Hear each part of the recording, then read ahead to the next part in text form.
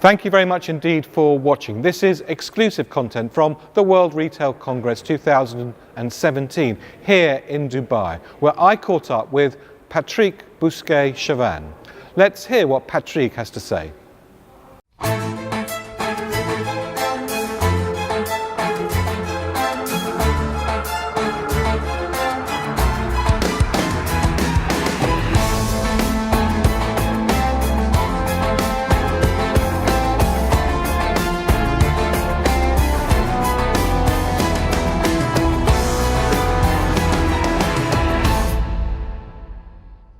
Patrick, thank you very much indeed for joining us. A while ago at the World Retail Congress here in Dubai, you gave a keynote and you spoke about this concept of sort of going from 720 to 4K. Explain a little bit about what you mean by that. So it is all about your understanding of your customer base and how blurry or actually high resolution the picture and your understanding of your customer is. And it's fundamental because I think that as brands have basically grown, they have been more distant from their customer base. As you recruit new employees and teams basically grow as well, new skills in an organization, do you all share the same basically, a clarity of picture about your customer base? And I think that today, we have to go back in different way to the days when retail was a one-on-one understanding of your customer base, kind of that local shop fitter that you knew very well on their first name basis. Yeah. And almost when you went into the shop, he knew before you did what exactly you were going to buy. That is correct, yes. and they would basically, you would know them by their first name. And I think at scale, because of technology and data science today, we ought to be able to do that. So that's what I call the 4K, basically resolution of how do you want to understand your customer base. It's data driven, but it is also basically driven by a forensic and detailed research and conversation with your customer. Not once a year through a focus group, I think those are potentially obsolete, but it's the day-to-day feed that you're getting. It is what you are listening from a variety of social websites. And I know it can be quite confusing, but it is picking the right signal. So it is not about the amount of data you're collecting, it's picking the right signal, and most importantly, doing something about it. But I think the listening skills of organizations and the clarification of their target customer base, all the way down to the commerce on a one-on-one basis is probably the way, at least at Marks & Spencer, we are thinking. Now, you're going through quite a cultural revolution at Marks & Spencer at the moment. Many people talk, in fact, the session this morning was all about customer centricity, and it's a phenomenally easy thing to talk about, very difficult thing to deliver. Yes. So how are you leading a customer centricity program at Marks & Spencer's globally? So I think first of all it's an ambition in the ways of working that needs to start from the top of the company. So I think we have a CEO, Steve, who is highly engaged, who has clarified why it was important to the organization, why it was important to M&S. We've talked about reconnecting with the customer base because we have been at our greatest in the UK market when we have had this intuitive mutual understanding of each other's. And how do we get back to this? So I think it starts with the CEO vision and making that an imperative, and not an option. One day I'm thinking about the customer and the next day I'm doing what matters to me internally. So we need to right now harness the collective power of M&S. It's on everybody's agenda. I have been dialing up substantially our insight and analytics capabilities. So it's new people, new talents that have joined us, who indeed have a bit more of two types of backgrounds, behavioral psychology, as well as basically science and data analytics. And I think the combination of the two that will eventually give us the right answers. So you're hiring mathematicians now? We're hiring some mathematicians as well, but we're hiring as well neuropsychologists who really try to basically work with science and help us to get this 4K resolution. So it's putting it at the heart of what we stand for. We have harnessed the power of our entire store management and colleagues in the stores. They're on the front line. The feedback mechanics in terms of what customers feel and think is much faster. And we every day are seeing the benefit of it. And most importantly, number one, whether it's Steve or myself as the Chief Customer Experience Officer, I'm receiving a variety of basically direct letters and emails from customers, reading, and doing something about it. And we have a commitment that within a very short window, we'll get back to the customer. And most importantly, if the process is broken, which is why a customer likes something or is unhappy, let's go and fix it. And how difficult is that to hardwire that into the commercial teams, the buying teams, so that their decisions are not just instinctive, but their decisions are also based on customer insight and data and analytics? Yeah. I think there's a huge appetite, I would say, on the front line from our store colleagues, because they actually end up being the most frustrated when things don't go well. They're on the receiving end.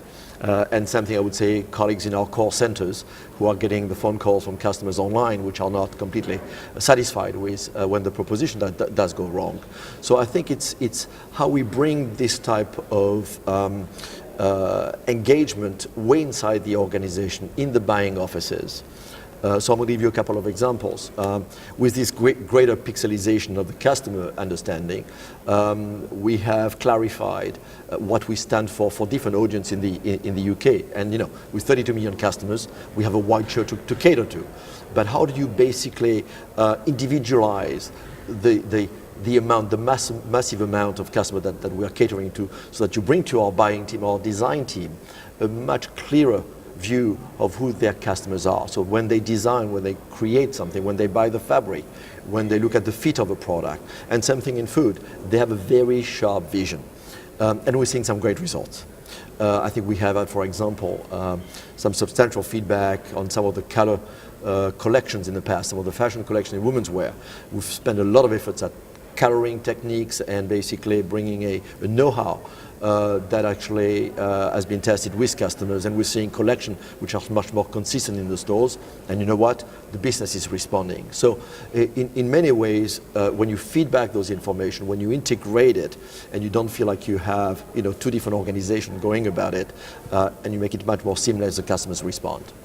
You're recalibrating your sort of international portfolio. How do you see global retailing in the context of local retailing at the moment? So global retailing is challenging. I think you have, generally speaking, a consumer goods industry around the world that has slowed down. And the key question is, will it regrow to the degree that it was growing because of the enormous contribution of the emerging market? The first phase of dynamic growth in China is behind us. There's some normalization. Yeah. Latin America is slowing down. The Middle East does have some crisis as we speak. The Eastern European market are sluggish. So I think the world is a more challenging place to trade.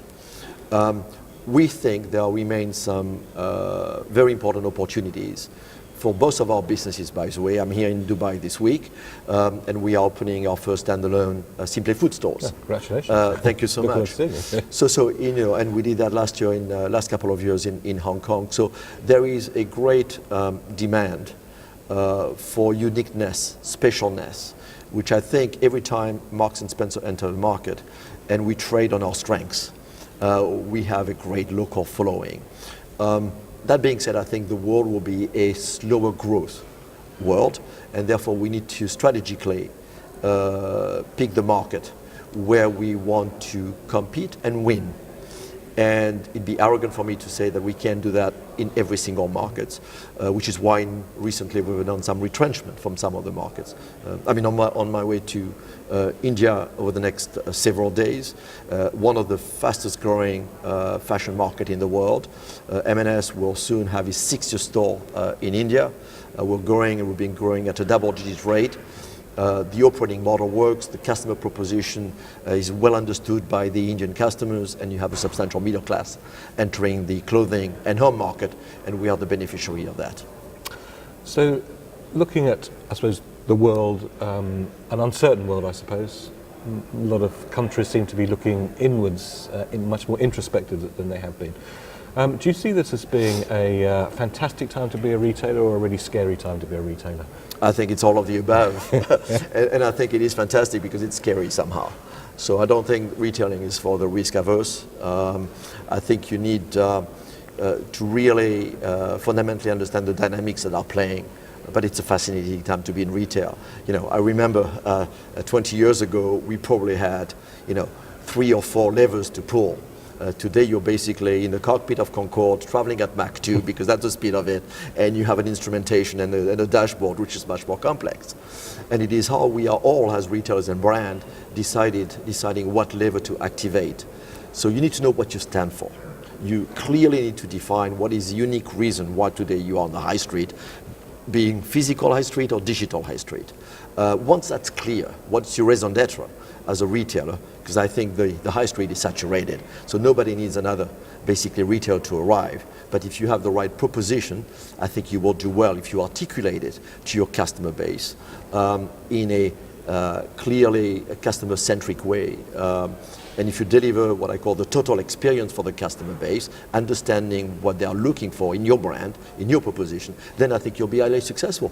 But you have to basically manage change at pace. And this is where organization, not the pure plays, which are just the startup, because it's kind of easier. You're entering it, you see laser sharp, narrow proposition, and you'll find an audience for it. It's when you have a large scale. You know, and I always say it's like flying sometimes a Boeing 380 or an Airbus 380, and the wingspan exposes you more to every single turbulences you're facing. So we have to be actually faster, which is fantastic, a bit less risk averse as well. Get the organization to try new ideas. And how easy is that? I think it is easier if the culture enables the organization, if they have the permission to try, learn, fail fast. Don't fail 3 times because that has a different meaning. Definitely demonstrate that you're learning from the mistake. But I think, you know, the days of retailers coming up with a perfect proposition, 100% right, today are gone, because you probably will be 2 years late by the time you create it, and the proposition will be obsolete.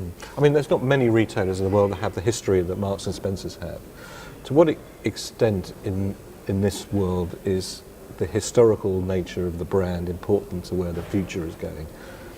Oh, it is my everyday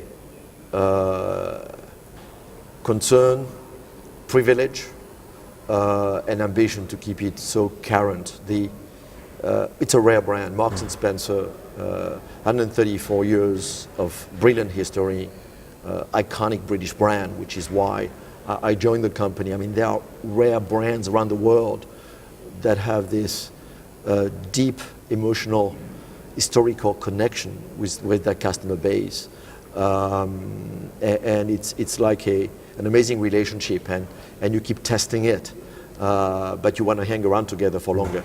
And I think it's a heritage brand.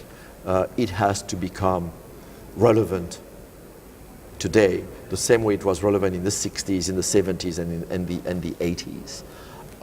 And I think we have an amazingly relevant food business, which has to work harder, understand the desires of our customer base in fashion and in home, and I think we're well on that journey. Well, Patrick, it's always a delight to speak to you. Thank you very much indeed for joining us. Always a pleasure. Thanks a lot. Thanks. Okay. Thank you very much indeed for watching. This is just one of the interviews that we conducted at the World Retail Congress 2017 in Dubai, where we broadcast every night with an hours-long program. In order to see any of those programs or to watch any of the other interviews, just go to this website here. My name's David Roth from WPP. Thank you very much indeed for watching.